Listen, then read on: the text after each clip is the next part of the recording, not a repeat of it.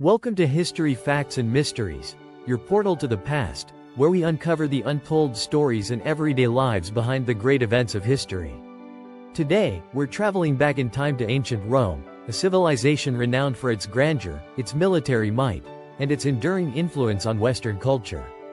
But what was daily life really like for the average Roman citizen? From the early morning rituals to the bustling streets, public baths, and lively marketplaces, join us as we explore the intricacies of everyday existence in the eternal city. Before we begin, don't forget to hit that subscribe button and ring the bell so you never miss an episode where we reveal the hidden truths of history. Let's step into the sandals of a Roman and spend a day immersed in a world of fascinating customs, complex social hierarchies, and vibrant urban life. The Roman world. A brief overview. To truly appreciate a day in the life of a Roman citizen, it's important to understand the broader context of ancient Roman society. At its height, the Roman Republic, and later the Roman Empire, stretched across vast territories, encompassing diverse peoples, cultures, and climates. Yet, despite this diversity, Roman civilization was bound together by common laws, language, and customs that set the stage for everyday life. Roman society was highly stratified. At the top were the patricians, the wealthy aristocratic families who dominated politics and society. Below them were the plebeians, the free citizens who made up the majority of the population. There were also freedmen, slaves, and various immigrant communities who contributed to the city's rich cultural tapestry. Daily life in Rome varied greatly depending on one's social class, but certain rituals, public institutions, and communal activities united all Romans in their shared cultural identity. In bustling Rome, grand forums, monumental temples, and impressive aqueducts served as the backdrop to everyday life. Yet, the pulse of the city was found in its narrow cobblestone streets, busy markets, and local neighborhoods, where citizens conducted business, socialized, and carried out the rituals that defined their existence. Dawn. The start of a new day. The day for a Roman citizen began at the break of dawn.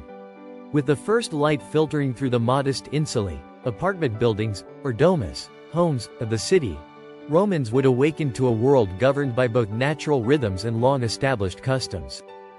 Morning awakening and personal rituals. Most Romans did not have the luxury of mechanical alarms. Instead, the crowing of roosters and the gentle light of sunrise served as nature's call to wakefulness. As the day began, many citizens engaged in brief moments of quiet reflection or prayer to their household gods, known as lares and penates, asking for protection and favor for the day ahead. Simple cleansing. While elaborate bathing facilities were not typically available in every household, personal hygiene was still valued. A simple basin of water was used to wash the face and hands, a small act that symbolized a fresh start and helped clear away the remnants of sleep. In wealthier households, a rudimentary dressing area might include basic grooming tools such as combs made of bone or wood. For the average Roman, these early moments were a blend of practicality and ritual, a time to mentally prepare for the day's work and to honor the traditions passed down through generations. Family life and morning meals. Family was the cornerstone of Roman society, and the household was both a private haven and a microcosm of the larger state. Roman families were typically multi-generational, and daily life revolved around shared meals, mutual support, and the observance of household rituals. Gathering for breakfast. Breakfast, gentaculum, was often a modest affair, typically consisting of bread, olives, cheese, and perhaps some fruit, washed down with wine diluted with water. In many cases, the meal was eaten quickly, a necessary routine before the demands of the day set in. However, even this simple repast was an opportunity for family members to exchange greetings and prepare for the day ahead. Household altars and ancestral worship. Within many Roman homes, a small shrine or altar was maintained to honor the ancestors and household deities. Daily offerings, such as small portions of food, wine, or incense, were made as a sign of respect and gratitude. This practice not only reinforced family unity but also connected the household to the divine, ensuring that the benevolent spirits watched over every member of the family. The role of education. For families with children, breakfast might also include brief lessons in reading, writing, or arithmetic. Education was highly valued, particularly among the middle and upper classes, and even simple instruction at home laid the foundation for later formal schooling. Boys, in particular, were groomed for future roles as citizens and public servants, while girls were often taught the domestic arts and moral values. Work and occupation. The varied roles of Roman life. For the vast majority of Romans, plebeians and laborers, daily work was a blend of physical labor and craftsmanship. Many worked in trades such as masonry, carpentry, metalworking, or pottery, while others were employed in the service industries that kept the city running. These workers often labored from sunrise to sunset, their days punctuated by the rhythmic sounds of construction, hammering, and the busy chatter of marketplaces. Craftsmen and artisans. Skilled craftsmen held an esteemed place in Roman society. Blacksmiths, potters, and weavers, among others, not only produced the goods necessary for everyday life but also contributed to the aesthetic and cultural legacy of Rome. Their workshops were centers of innovation and tradition, where techniques were passed down from master to apprentice over generations. The merchant class and bureaucrats. Merchants played a critical role in the Roman economy by facilitating trade across the empire and beyond. They operated in busy marketplaces and trade routes, often traveling long distances to procure exotic goods. Meanwhile, government officials and bureaucrats worked within the administrative heart of Rome, managing everything from tax collection to public works. These roles required literacy, organizational skill, and a keen understanding of Roman law and tradition. Slaves and servants. It is important to note that a significant portion of the labor force in ancient Rome was made up of slaves. While their experiences varied widely, from skilled household servants to grueling laborers in quarries and farms, their contributions were integral to the functioning of Roman society. Though slaves were not citizens, their presence and labor deeply influenced the social and economic dynamics of the time. The Roman bathhouse, a center of hygiene and social life. After a long day at work or during a midday break, many Romans would make their way to a local thermae, public bath. These expansive complexes were marvels of engineering, complete with hot and cold pools, steam rooms, exercise areas, and gardens. Upon arrival, citizens would first visit a changing room, a poterium, where they stored their belongings and changed into a simple tunic provided by the bath. Bathing rituals and hygiene. The bathing process was a multi-step ritual. Visitors began by soaking in the tepidarium, a warm room that allowed the body to acclimate to the heat. Next, they moved to the caldarium, a hot and steamy room where they perspired and relaxed. Finally, a dip in the frigidarium, a cold pool, closed the cycle, invigorating the body and closing the pores. Throughout the process, oil and strigils, scraping tools, were used to clean the skin, replacing soap with natural, labor-intensive methods of purification. Social and recreational aspects. Public baths were also places for conversation, debate, and leisure. Friends and acquaintances gathered to discuss politics, philosophy, and everyday life while enjoying the comforts of the baths. In some instances, baths served as venues for exercise and even for conducting business deals.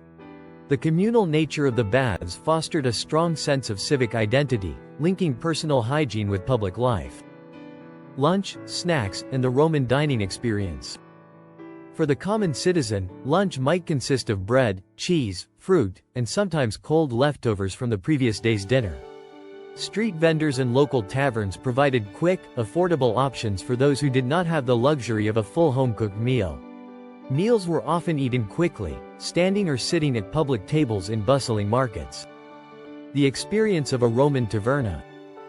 In many neighborhoods, taverns, popinae, served as informal meeting places where citizens gathered to share food, wine, and conversation.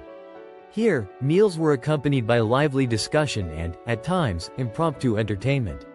The convivial atmosphere of these establishments was an integral part of Roman social life, offering both sustenance and community. Dining etiquette and social status. For the more affluent, dining was an art form. Elaborate banquets showcased multiple courses, with a variety of dishes prepared by skilled cooks. These feasts were governed by strict etiquette and served as opportunities to display wealth and cultivate political alliances. Even the choice of tableware, the arrangement of food, and the selection of wine were laden with symbolism. Afternoon activities: work, politics, and recreation.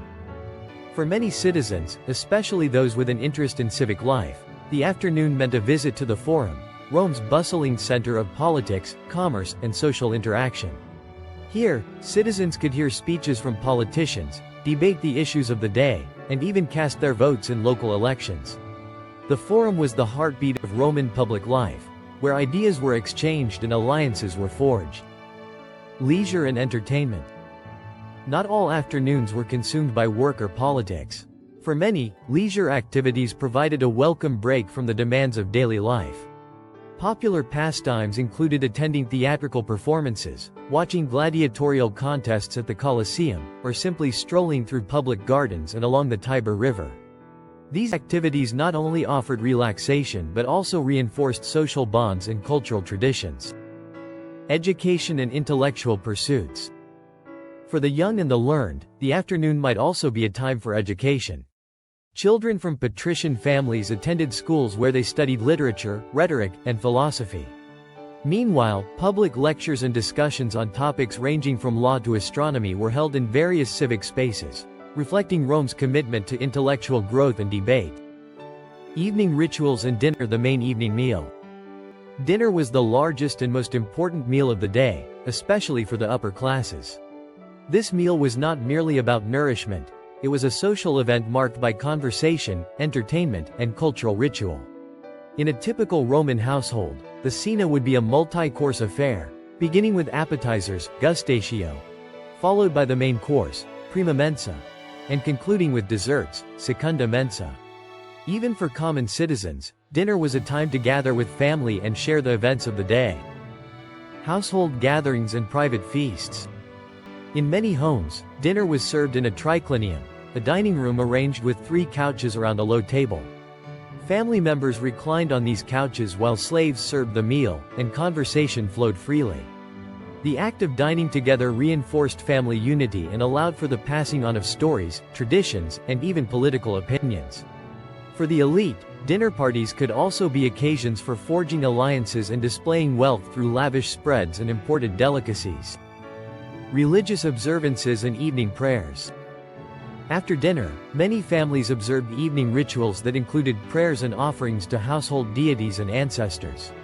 These acts of devotion were not only expressions of faith but also served as a moment of quiet reflection, a chance to review the day and seek guidance for the future. Thank you for joining us on this immersive exploration of ancient Roman life. If you enjoyed this video and found it enlightening, please subscribe to History Facts and Mysteries and click the bell icon so you never miss our future deep dives into the secrets of history. Your support helps us continue to bring you engaging and thought-provoking content that connects us to the past.